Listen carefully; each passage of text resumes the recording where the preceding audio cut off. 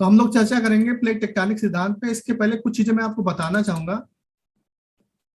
कि मैंने एक वो बनाया है कि अगर आपका जो बीए फर्स्ट ईयर है, इसके अलावा भी अगर आप इस टाइप टॉपिक को पढ़ते हो तो इसका रिलीवेंस क्या है। रिलीवेंस मतलब होता है इसका महत्व क्या है। तो जो ट्रेडिशनल एग्जाम्स हैं जैसे यूपीएससी है, यूपीएससी का ज्योग्राफी का मेंस होता है, यूपीपीसीएस का ज्योग्राफी का मेंस होता है, और जनरल स्टडी का जो पेपर होता है उसके लिए भी ये टॉपिक उतना ही कंपलसरी और इम्पॉर्टेंट है जितना कि हमारे बीए फर्स्ट ईयर की स्टडी के लिए। तो ये मान लीजिए कि जब आप बीए फर्स्ट ईयर में इस टॉपिक को पढ़ते हो, concept of plate tectonics and mountain building और continent building, origin of continent and ocean on the earth, तो ये टॉपिक हमारे लिए उतना ही महत्वपूर्ण है जितना कि हमारे लिए ये बीए फर्स्ट ईयर के लिए महत्वपूर्ण है। कुछ क्वेश्चंस मैंने मेंस के जहां पे डिस्कस किए हैं। Discuss how the theory of plate tectonics is an improvement over the continental drift. मैंने आपको कल पढ़ाया था, 2 दिन से मैं लगातार पढ़ा रहा हूँ कॉन्टिनेंटल ड्रिफ्ट थ्योरी। तो किस प्रकार से कॉन्टिनेंटल ड्रिफ्ट यानी महाद्वीपीय विस्थापन सिद्धांत की तुलना में यह सिद्धांत, या सिद्धांत का मतलब प्लेट टेक्टोनिक सिद्धांत अधिक महत्वपूर्ण है या अधिक प्रासंगिक है या अधिक रिलीवेंस है या फिर अधिक जो है तार्किक है। उसके बाद दूसरा जो हमारे पास टॉपिक है, discuss the principle of plate tectonics, examine the inter relation between plate tectonics and evolution of Alps mountain range. मतलब प्लेट टेक्टोनिक सिद्धांत की विवेचना कीजिए और आल्पस माउंटेन के निर्माण और प्लेट टेक्टोनिक सिद्धांत के मध्य जो है जो अंतर संबंध है उसकी व्याख्या कीजिए। उसके बाद जो लास्ट क्वेश्चन मैंने उठाया है, explain plate tectonics and crustal movement. तो अभी ये विश्वविद्यालय ने क्लियर नहीं किया कि बीए फर्स्ट ईयर का एग्जाम वो किस प्रकार से लेंगे, ऑब्जेक्टिव मोड में लेंगे या सब्जेक्टिव मोड में लेंगे। तो ये तमाम चीजें हैं जो आपको मैं बताना चाहता हूं कि ये आपके बीए फर्स्ट ईयर के साथ ही साथ जब आप बीए फर्स्ट ईयर या बिल्कुल नहीं आ रही है। हेलो, अब आ रही है, बीच में से चली गई। हाँ, बीच में चली गई। थी। अच्छा, एक मिनट, ये क्वेश्चन आप बता रहे थे। एक मिनट।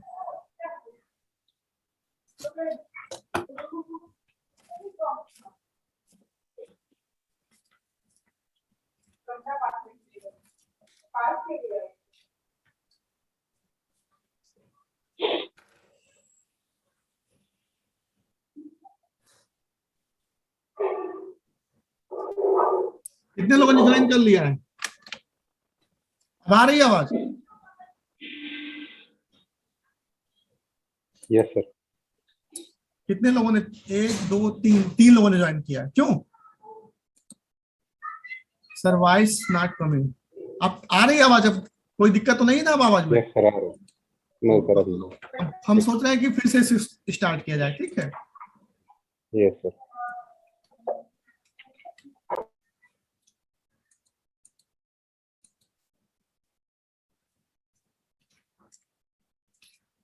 तो आज हम लोग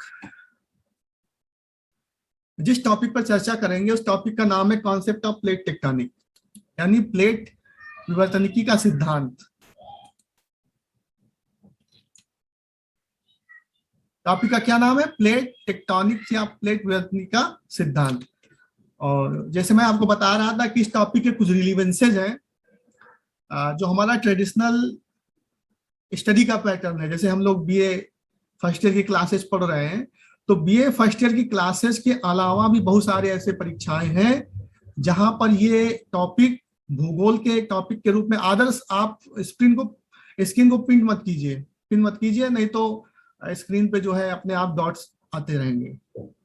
तो यूपीएससी, यूपीपीएससी, एसएससी, जितने भी आप प्रतियोगिता परीक्षाएं देंगे उन सभी प्रतियोगी परीक्षाओं में महत्वपूर्ण ही टॉपिक है, उतना ही महत्वपूर्ण है जितना आपके बीए फर्स्ट ईयर के लिए है। और मैंने 2-3 क्वेश्चन बताए हैं, आपके सामने डिस्कस किया है कि discuss how the theory of plate tectonic is an important over the theory of continental drift. मतलब महाद्वीपीय विस्थापन सिद्धांत की तुलना में प्लेट विवर्तनिकी सिद्धांत किस प्रकार से अधिक महत्वपूर्ण है, इस विषय पर चर्चा कीजिए। दूसरा प्रश्न है, discuss the principle of plate tectonics, examine the inter relation between plate tectonics and evolution of Alps mountain. मतलब प्लेट टेक्टोनिक सिद्धांत या प्लेट विवर्तन सिद्धांत पर चर्चा कीजिए और परीक्षण कीजिए कि यह सिद्धांत आल्प्स माउंटेन या आल्प्स पर्वत श्रृंखला के निर्माण में किस प्रकार से जो है सहायता करता है, उसके विकास में किस प्रकार से सहायता करता है। Explain plate tectonics and crystal movement, plate tectonic और क्रिस्टल मूवमेंट के बारे में व्याख्या कीजिए। तो मेरा ये बताने का मतलब ये था कि ये टॉपिक सिर्फ आपके बीए फर्स्ट ईयर के लिए ही इंपॉर्टेंट नहीं है। जैसा मैंने आपको पहले बताया कि अभी विश्वविद्यालय ने, कानपुर विश्वविद्यालय ने ये तय नहीं किया है कि परीक्षा का पैटर्न क्या होगा। आपका परीक्षा या आपका एग्जाम ऑब्जेक्टिव टाइप होगा यानी मल्टीपल चॉइस क्वेश्चन होंगे या रिटन एग्जाम होगा। तो अभी भी आपको जो है जो स्टडी करनी है इस हिसाब से करनी है कि आप ऐसे टाइप क्वेश्चन यानी लॉन्ग आंसर टाइप क्वेश्चन भी कर सकें और मल्टीपल टाइप क्वेश्चन भी कर सकें। तो यहां तक बात समझ में आ गई मेरी। तो अभी हम लोग पहले चर्चा कर रहे थे कॉन्टिनेंटल। एक्चुअली जो प्लेट टेक्टोनिक सिद्धांत है वो कोई एक सिद्धांत नहीं है, बल्कि कई सारे सिद्धांत या कई सारे जो है भूगर्भ विज्ञान में कई सारी खोजें हुई और उन खोजों का जब समेकन किया गया, उनका कंग्लोमरेशन किया, उनको कंसंट्रेट किया गया, एक साथ इकट्ठा किया गया, तो उसकी जो फाइंडिंग्स प्राप्त हुई उस फाइंडिंग्स को जो है प्लेट विवर्तनिकी सिद्धांत कहते हैं। तो मैंने आपको पहले ही आपको क्लासेस में मैंने पढ़ाया हुआ है। हाँ आ रही आवाज। और पहला सिद्धांत मैंने आपको बताया था continental drift theory. Continental drift theory ये कहती है कि इस सिद्धांत का प्रतिपादन किया था वेगनर महोदय ने, और वेगनर महोदय ने बताया था कि हमारी पृथ्वी के धरातल पर महाद्वीपों और महासागरों की जो उत्पत्ति हुई है, पर्वत श्रृंखलाओं की जो उत्पत्ति हुई है, वो पृथ्वी के संकुचन से नहीं हुई है, कंसंट्रेशन से नहीं हुई, बल्कि पृथ्वी के धरातल पर महाद्वीपों और महासागरों का विस्थापन हुआ है। और इस बात को मैंने आपको बहुत ही डिटेल में समझाया है कि कैसे पर्मियन युग से ये प्रक्रिया शुरू होती है। पूरे भूखंड एक सुपर कॉन्टिनेंट जिसका नाम था पैंजिया, ये आपको दिखाई पड़ रहा होगा, पैंजिया इसमें डिवाइडेड थे, और पर्मियन युग से लेकर के वर्तमान युग तक, क्रिटेशियस युग तक जो है ये आपको दिखाई पड़ रहा होगा किस प्रकार से हमारी पृथ्वी के धरातल पर महाद्वीप और महासागरों का विस्थापन होता गया। ये देखिए, और ये तो ये मैंने आपको डिटेल में बताया, तो मैं इस पे ज्यादा चर्चा नहीं करूंगा। जो दूसरा सिद्धांत महत्वपूर्ण है जो आपको जानना चाहिए, और ये प्लेट टेक्टोनिक का बहुत बड़ा आधार है, वो है पैलियोमैग्नेटिज्म या पूरा भूचुंबकत्व। जब कोई भी चट्टान पृथ्वी के धरातल से उत्खनित की जाती है तो अपने जियोलॉजिकल टाइम स्केल में कुछ अपने अंदर वो मैग्नेटिक फील्ड की विशेषताओं को समाहित करती है, और उस मैग्नेटिक फील्ड का अध्ययन करना ही जो है भूचुंबकत्व कहा जाता है, या प्राचीन चट्टानों के मैग्नेटिक फील्ड का अध्ययन करके निष्कर्ष निकालना पृथ्वी के धरातल के बारे में, उसको पैलियोमैग्नेटिज्म कहा जाता है। तो मैं यहाँ पे आपको बताना चाहता हूँ कि जब भूगर्भविदों ने ये जो मिड एटलांटिक रीज है, आपको ये पॉइंटर दिखा रहा है, ये मिड एटलांटिक रीज है। इस मिड एटलांटिक रीज की चट्टानों का जब परीक्षण किया तो पाया कि इस मिड एटलांटिक रीज से जब हम पूरब या पश्चिम की ओर जाते हैं तो लगातार जो है चट्टानों की जो मैग्नेटिक फील्ड है ये बताती है कि चट्टानें लगातार पुराती होती जा रही हैं, चट्टानें ओल्ड होती जा रही हैं। और ऐसा इस कारण है कि पृथ्वी के धरातल पर यहां पर जो है इस एरिया में नई क्रस्ट का निर्माण हो रहा है या नई चट्टानों का निर्माण हो रहा है। यानी जो हमारा मध्य अटलांटिक कटक है, मिड अटलांटिक रीज है, वहां पर सबसे नवीन चट्टानें हैं, और जैसे जैसे हम पूरब या पश्चिम की ओर बढ़ते हैं वहां पर पुरातन चट्टानें पाई जाती हैं। और इससे पता चलता है कि पृथ्वी के धरातल पर नई क्रस्ट का निर्माण हो रहा है, और नई क्रस्ट के निर्माण होने के साथ साथ महाद्वीपों और महासागरों का भी विस्थापन हो रहा है। यानी कि ये अमेरिकी तट और यूरोपीय तट लगातार एक दूसरे से दूर जा रहे हैं। तो ये पहला फाइंडिंग थी पूरा भूचुंबकत्व के द्वारा, जिसको पैलियोमैग्नेटिज्म कहते हैं। उसके द्वारा ये पता चला कि पृथ्वी के धरातल पर क्रस्ट का निर्माण हो रहा है और महाद्वीप लगातार एक दूसरे से दूर होते जा रहे हैं। उसके बाद जो तीसरा सिद्धांत हमारे पास था वो था सी फ्लोर स्प्रेडिंग का, यानी सागर नितल प्रसरण का। और ये सिद्धांत दिया था 1960 में एक अमेरिकन जियोफिजिस्ट थे, भूभौतिकीविद थे, जिनका नाम था हैरी हेस। ये आपको याद रखना है कि हैरी हेस ने संकल्पना का प्रतिपादन किया था। और उन्होंने बताया था कि हमारी पृथ्वी के अंतरतम में, पृथ्वी के अंतरतम से पृथ्वी के क्रस्ट की ओर तापीय भिन्नता के कारण तापीय संवहन तरंगे चलती हैं पृथ्वी के अंतरतम में।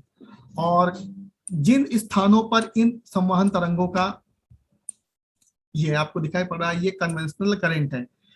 कन्वेंशनल करंट को हिंदी में संवहन तरंगे कहते हैं। ये संवहन तरंगे पृथ्वी के धरातल के अंदर से पृथ्वी के क्रस्ट की ओर प्रवाहित होती हैं। जहां पर इन तरंगों के उठते हुए शीर्ष पाए जाते हैं, ये वहां पर पृथ्वी के धरातल का उत्थान होता है। और जहां पर यहाँ इनके गिरते हुए शीर्ष पाए जाते हैं, वहां पर धरातल का अवतलन होता है। तो इस आधार पे इन्होंने बताया कि जो मध्य अटलांटिक कटक है, ये मिड ओशिनिक रिज है या मध्य सागरी कटक है, उन कटकों में संवहनी तरंगों के उठते हुए प्लूम्स पाए जाते हैं। क्या बोलते हैं, उठते हुए स्तर पाए जाते हैं। और इन उठते हुए स्तरों के कारण धरातल के अंदर का जो मैग्मा होता है यहाँ पर जमा होता है। और जमा होने पर पृथ्वी के धरातल पर लगातार जो है नई क्रस्ट का निर्माण हो रहा है। और इस तरह जो है नई क्रस्ट के निर्माण होने के कारण एक प्लेट, ये देखिए, एक प्लेट दूसरी प्लेट से दूर होती लगातार जा रही है।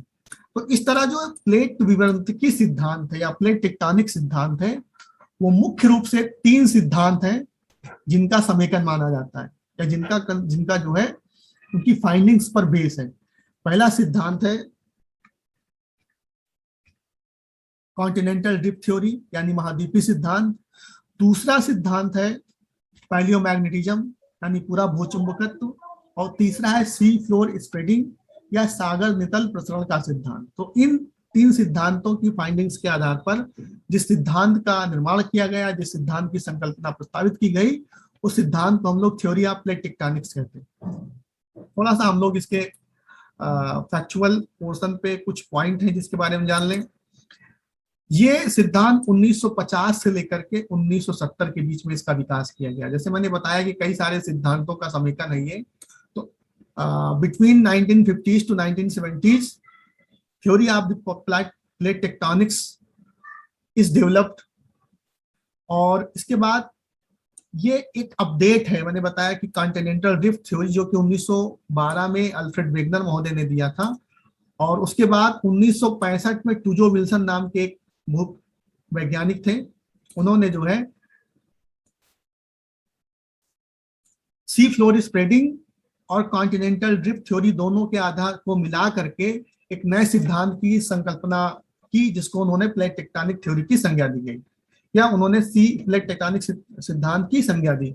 1967 में विलियम जैसन मॉर्गन ने जो है ये प्रपोज किया, ये संकल्पना प्रस्तावित की कि पृथ्वी के धरातल पर 7 मेजर यानी 7 मुख्य और अन्य जो है गौड़ प्लेटें हैं। और वो प्लेटें क्या कर रही हैं, एक दूसरे के रिलेटिवली, एक दूसरे के सापेक्षित गति कर रही हैं। तो यहाँ पे पहली बात समझ में आई, पहली बार कहा गया कि हमारी पृथ्वी की जो ऊपरी पपड़ी है, ऊपरी पपड़ी का मतलब क्रस्ट और मेंटल का ऊपरी हिस्सा, यानी क्रस्ट जहां पर हम रहते हैं वहां से लेकर के 100 किलोमीटर की गहराई तक का एक ऐसा रीजन है जो कि, जैसे मैंने आपको बताया था कि जो दुर्बलता मंडल का जो मैग्मा है, जो मैग्मा प्लास्टिक स्टेज में अवस्थित है, उस मैग्मा के ऊपर क्या कर रहा है, मूवमेंट कर रहा है। और इस टुकड़े को या इन टुकड़ों को कहा गया प्लेट। और ये टुकड़े मुख्य रूप से 2 भागों में विभाजित किए गए, major plates and minor plates, यानी मुख्य प्लेटें और उनकी जो है उप प्लेटें। और इसके आधार पर 1967 में प्लेट शब्द का प्रयोग या प्लेट की कॉन्सेप्ट जो है दिया डब्ल्यू जैसन मॉर्गन ने। और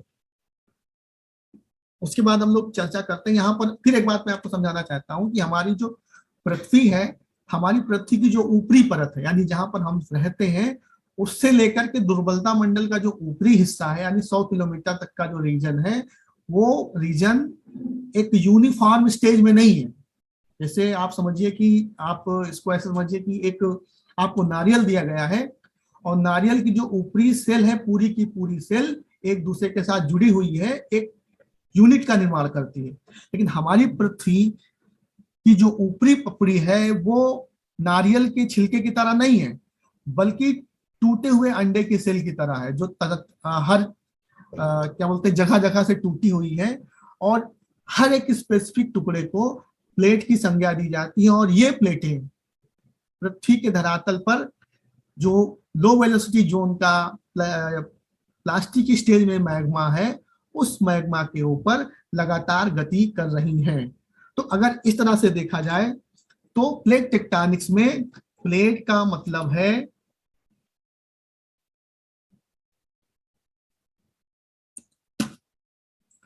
पृथ्वी की ऊपरी पपड़ी, जो कि विभिन्न प्रकार के कई तरह जो है लार्ज स्लैब में चट्टानों के बड़े टुकड़े के रूप में विभाजित है।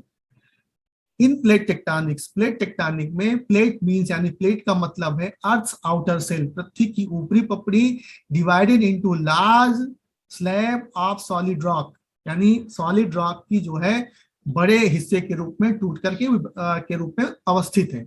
और टेक्टोनिक का मतलब होता है mechanism of motion of plates, यानी जो ये प्लेटें हैं, जो चट्टान के ऊपरी टुकड़े हैं, जो विभिन्न भागों में विभाजित हैं, वो किस प्रकार से जो है मोशन करते हैं, एक दूसरे के सापेक्ष किस प्रकार से गति करते हैं। इस प्रकार प्लेट टेक्टोनिक का मतलब ये हुआ पृथ्वी के धरातल के ऊपरी टुकड़ों की गति का अध्ययन करने वाला विषय या अध्ययन करने वाला सिद्धांत। प्लेट टेक्टोनिक के अंतर्गत हम पृथ्वी के धरातल के ऊपर के जो टुकड़े हैं उनका अध्ययन करते हैं, और साथ ही साथ उनके द्वारा जो गति की जाती है, उस गति के कारण जो संरचनाएं उत्पन्न होती हैं, उन संरचनाओं का भी अध्ययन प्लेट टेक्टोनिक सिद्धांत के अंदर किया जाता है। अब मैंने जो आपसे बात किया था कि पृथ्वी की धरातल पर कई सारे मेजर और माइनर टुकड़े हैं, तो हम लोग एक एक टुकड़ों पर यानी एक एक प्लेट पर चर्चा कर लेते हैं। जो सबसे हम लोग नॉर्थ से शुरू करते हैं, जो सबसे बड़ी ये प्लेट है, ये इसको बोलते हैं नॉर्थ अमेरिकन प्लेट। ये एक मेजर प्लेट है, नॉर्थ अमेरिकन प्लेट। दूसरी प्लेट यूरेशियन प्लेट है, इसके अंतर्गत यूरोप और एशिया को सम्मिलित किया गया है, ये यूरेशियन प्लेट है। ये यूरेशियन प्लेट है, दूसरी प्लेट हो गई। तीसरी प्लेट इंडो ऑस्ट्रेलियन प्लेट है, एक मेजर प्लेट है, ये इंडो ऑस्ट्रेलियन प्लेट है।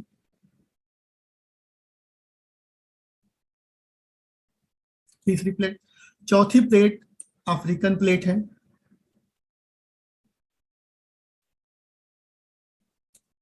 पांचवी प्लेट हमारे पास जो है वो साउथ अमेरिकन प्लेट है। छठवीं प्लेट जो मेजर प्लेट है वो पैसिफिक प्लेट है, ये प्रशांत महासागर के अंतर्गत ये पैसिफिक प्लेट है। और जो सातवीं मेजर प्लेट है वो अंटार्कटिका प्लेट है, ये यहाँ पर। तो इस तरह हमारी पृथ्वी की धरातल की जो ऊपरी पपड़ी है वो 7 बड़ी प्लेटों में डिवाइडेड है, वो टूटी हुई है, और ये सातों प्लेटें एक दूसरे के सापेक्षिक गति कर रही हैं। और कुछ छोटी प्लेटों की हम लोग चर्चा कर रहे थे, नाजका प्लेट है, इनको माइनर प्लेट्स कहा जाता है। कोकोस प्लेट है, कैरेबियन प्लेट है, जुआन डी फूका प्लेट है, फिलिपाइन सी प्लेट है। तो ये हमारी पृथ्वी, इस मानचित्र को आपसे दिखा करके आपको समझाने का मंतव्य ये है कि ये देखिए कि हमारी जो पृथ्वी, हम सोचते हैं कि एक नारियल के सेल की तरह हमारी पृथ्वी की ऊपरी पपड़ी, वैसे ना हो करके हमारी पृथ्वी कई छोटे छोटे जो है चट्टानी टुकड़ों में और बड़े बड़े चट्टानी टुकड़ों में टूटी हुई है।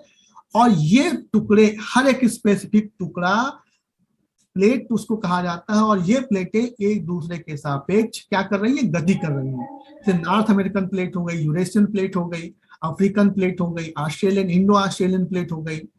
साउथ अमेरिकन प्लेट हो गई, अफ्रीकन प्लेट हो गई, अंटार्कटिका प्लेट हो गई, पैसिफिक प्लेट हो गई। तो इस तरह जो हमारी पृथ्वी की ऊपरी लेयर कंटिन्यूअस ना होकर के, यूनिट ना होकर के, कई सारी जो है छोटी और बड़ी प्लेटों में डिवाइडेड है। और हमारी पृथ्वी पर महाद्वीपों और महासागरों की उत्पत्ति, महा पर्वतों की उत्पत्ति जैसी बहुत सारी भौगोलिक या भूगर्भिक जो समस्याएं हैं, उन सभी समस्याओं का निदान इस सिद्धांत के द्वारा किया गया है।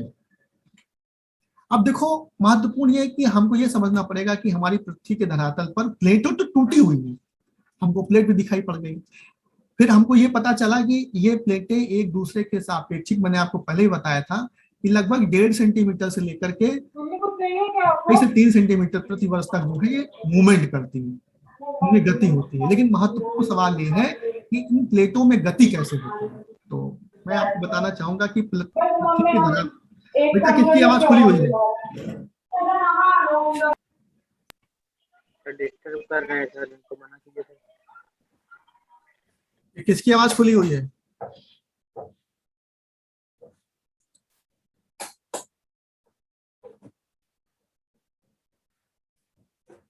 एक मिनट।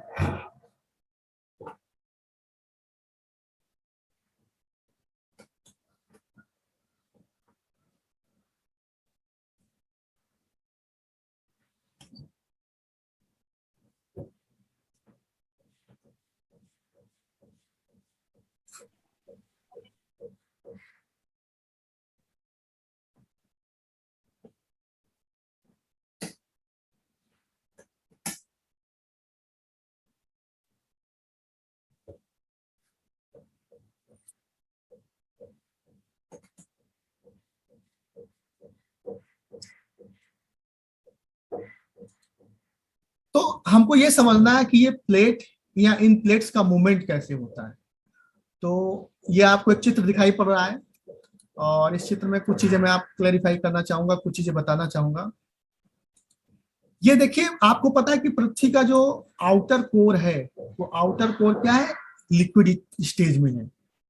और हमारी प्लेटों का मूवमेंट कहाँ पर है? ये एस्थेनोस्फीयर है, ये एस्थेनोस्फीयर है। तो एस्थेनोस्फीयर के मैग्मा के ऊपर ये प्लेटें जो है मूवमेंट कर रही हैं। तो हमारी पृथ्वी के भूतम तम में यानी अंतर तम में कुछ मेंटल के अंदर कुछ जो है हॉट स्पॉट्स हैं, यानी यहाँ पर टेम्परेचर अधिक है। आपको पता है कि 32 मीटर की गहराई पर जाने पर 1 डिग्री सेंटीग्रेड टेम्परेचर बढ़ता है। और पृथ्वी का जो क्रिस्टल एरिया है वहां पर टेम्परेचर कम है। जब तापमान के दो सोर्सेस के बीच में, जब टेम्परेचर के दो सोर्सेस के बीच में टेम्परेचर का वेरिएंस ज्यादा हो जाता है, तो उष्मा का जो प्रसार होता है, उष्मा का जो संचरण होता है, वो कन्वेंशनल वेव्स के रूप में होता है, संवहन तरंगों के रूप में होता है। तो पृथ्वी के अंतरतम से पृथ्वी के धरातल के पृष्ठ की ओर जो है संवहन तरंगों के रूप में, ये देखिए संवहन तरंगों के रूप में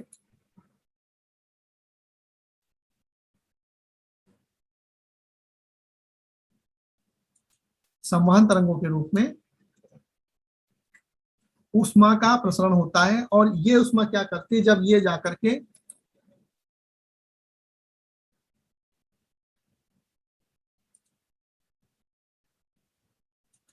कितने लोग जुड़े हुए हैं अभी? 4। हाँ, तो ऐसा करना, अभी जो है चूंकि जूम पे सब्सक्रिप्शन नहीं है, 9 मिनट बाद अपने आप कट जाएगा, ठीक है? तो उसके बाद आप लोग फिर से ज्वाइन कर लीजिएगा, मैं टॉपिक कंप्लीट ही कर दूंगा, ठीक है? तो ये जो संवहन तरंगे जाकर के पृथ्वी के धरातल पर ऊपर जब पहुंचती हैं, तो ये क्या करती हैं? ये पिनअप करती हैं, क्रस्ट को पिनअप करती हैं। और जब क्रस्ट को पिनअप करती हैं तो उत्प्लावनशीलता का बल उत्पन्न होता है, और इस बायोंसी फोर्स के कारण ये प्लेट क्या करती है? ऊपर की ओर उठती है और इसका मूवमेंट स्टार्ट हो जाता है। बात समझ आई? समझ में आई? जो संवहन तरंगे होती हैं, इन संवहन तरंगों का जो जब उठता हुआ सिरा पहुंचता है, तो उसके द्वारा एक फोर्स जनरेट किया जाता है। तो और जब फोर्स जनरेट किया जाता है तो क्रस्ट का ये हिस्सा यानी प्लेट का ये हिस्सा उठता है, और दूसरा हिस्सा जो है जहां पर संवहन तरंगे जो है उनका सबडक्शन जोन होता है, वहां पर जो है संवहन तरंगों के कारण जो है वो हिस्सा नीचे की ओर धंसता है। तो जहां पर ये इनका जो है पुल फोर्स लगाया जाता है। जहां पर ये ऊपर की ओर धक्का देती हैं वहां पर प्लेटों का मूवमेंट उठता है, और जहां पर ये जो इनका सबडक्शन होता है, जहां पर ये दबाव उत्पन्न करती है, वहां पर जो है प्लेटों का या प्लेट का जो है सबडक्शन होता है। तो इस तरह जो है एक स्थान पर प्लेट अपने स्थान से दूर जाती है और दूसरे स्थान पर जाकर के सबडक्शन करती है। तो पृथ्वी के धरातल पर संवहनी तरंगों के कारण, हार्ट प्लूम्स के कारण जो है जो टेम्परेचर वेरिएंस उत्पन्न होता है, और टेम्परेचर वेरिएंस के कारण संवहनी तरंगे क्रस्ट की ओर गमन करती हैं। इनके उठती हुई तरंगे क्रस्ट की ओर गमन करती हैं, और उठते हुए और गिरते हुए तरंगों के कारण जो है पृथ्वी के धरातल के ऊपर यानी क्रस्ट में 100 किलोमीटर की गहराई तक प्लेटों का मूवमेंट होता है, और इस तरह जो है प्लेटें मूवमेंट करती हैं, प्लेटें घूमती हैं। यहां तक बात समझ में आ गई?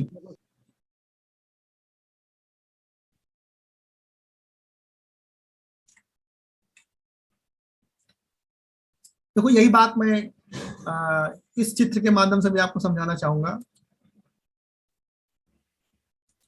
ये हाइलाइटर मैं इस्तेमाल कर रहा हूं, ये देखिए, ये कन्वेंशनल करंट है, ये कन्वेंशनल करंट है, ये ऊपर की ओर उठ रही है। ये देखिए ऊपर जाकर के जो है ये पुल फोर्स पुश करती हैं, ऊपर की ओर पुश करती हैं तो प्लेटों का ये मूवमेंट स्टार्ट हो जाता है। जहां पर ये नीचे की ओर आती हैं वहां पर जो है प्लेटों का सबडक्शन होता है। तो जहां पर इनका जो है उठती हुई तरंगे संवहन तरंगे होती हैं वहां पर प्लेटें ऊपर की ओर उठती हैं, और जहां पर इनका सबडक्शन जोन होता है वहां पर इस तरह जो है पृथ्वी के धरातल के ऊपर इस तरह जो है प्लेटों का मूवमेंट स्टार्ट हो जाता है, या एक दूसरे के सापेक्ष पृथ्वी के धरातल पर प्लेटें मूवमेंट करती हैं। यहां बात समझ में आ गई कि नहीं आ गई आप लोगों को?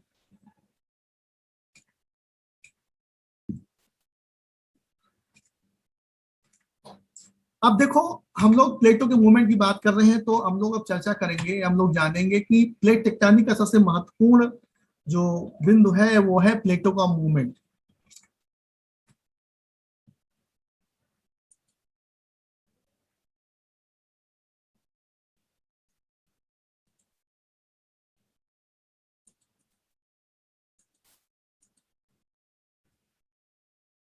पृथ्वी के धरातल पर अभी तक भूगर्भविदों ने जो अध्ययन किया उसके आधार पर 3 प्रकार के प्लेट मूवमेंट पाए जा रहे हैं।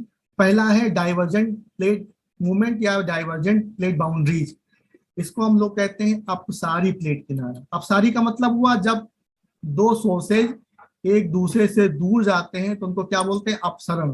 जैसे आपको दिखाई पड़ रहा होगा ये मिड ओशिनिक रीज है या मिड एटलांटिक रीज है। ये इसके आकार का जो आपको दिखाई पड़ रहा है ये मिड एटलांटिक रीज है, और यहाँ पर पृथ्वी के धरातल के अंदर से संवहनी तरंगों का पुश हो रहा है, ये पुश हो रहा है, और जब पुश हो रहा है तो ये पोर्शन नई क्रस्ट का भी निर्माण हो रहा है यहाँ पर, और उसके साथ साथ पुश फैक्टर के कारण, दबाव के कारण जो नीचे से धक्का पड़ रहा है प्लेटों के ऊपर, ये प्लेट इस ओर मूवमेंट कर रही है, ईस्ट की ओर मूवमेंट कर रही है, और ये प्लेट जो है वेस्ट की ओर मूवमेंट कर रही है। यानी कि इस तरफ की जो प्लेटें हैं यूरेशियन प्लेट और अफ्रीकन प्लेट वो पूरब की ओर गति कर रही हैं, और इस तरफ की जो प्लेटें हैं जिनमें जो है उत्तरी अमेरिका और दक्षिणी अमेरिका प्लेटें हैं वो जो है क्या कर रही हैं? वो पश्चिम की ओर मूवमेंट कर रही है, और इन दोनों के मूवमेंट करने के कारण पृथ्वी के धरातल पर एक नई क्रस्ट का निर्माण हो रहा है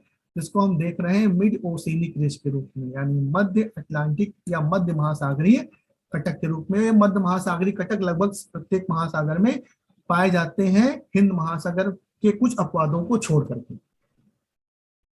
उसके बाद जो दूसरा प्लेट मार्जिन है उसको बोलते हैं कॉन्वर्जेंट प्लेट मार्जिन या अभिसारी प्लेट किनारा, यानी जहां पर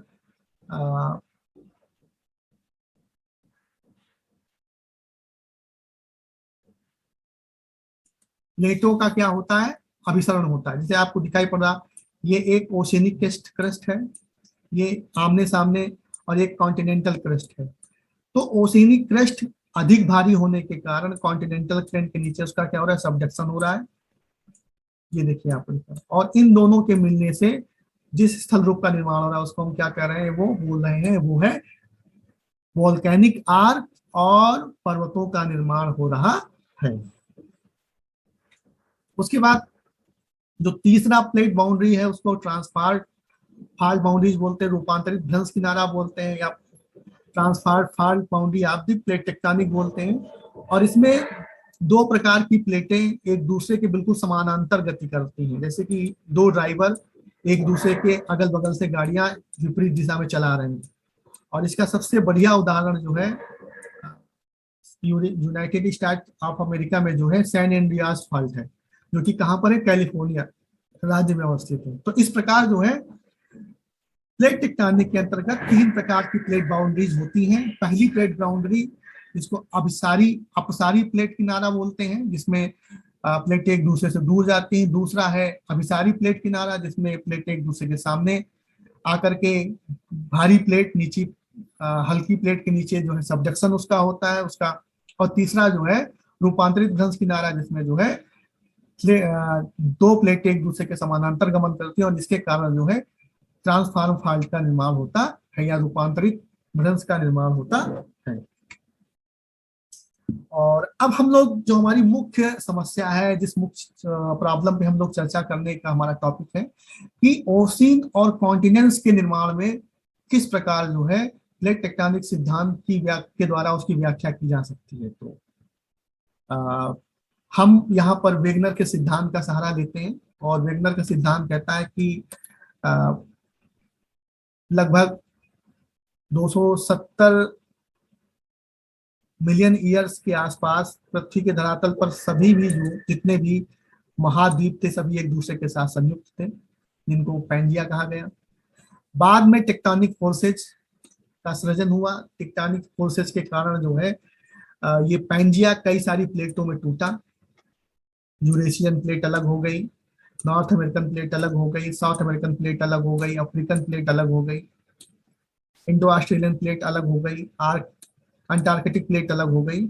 और भूगर्भ की अंतर्गत आंतरिक क्रियाओं के कारण जो है इन प्लेटों का कॉन्टिनेंटल ड्रिफ्ट हुआ। सी फ्लोर स्प्रेडिंग के कारण पैलियोमैग्नेटिज्म के साक्ष्यों के आधार पर जो है इन प्लेटों का प्रवाह हुआ और इन प्लेटों के प्रवाह के कारण वर्तमान में पृथ्वी के धरातल का जो हमको स्वरूप दिखाई पड़ता है।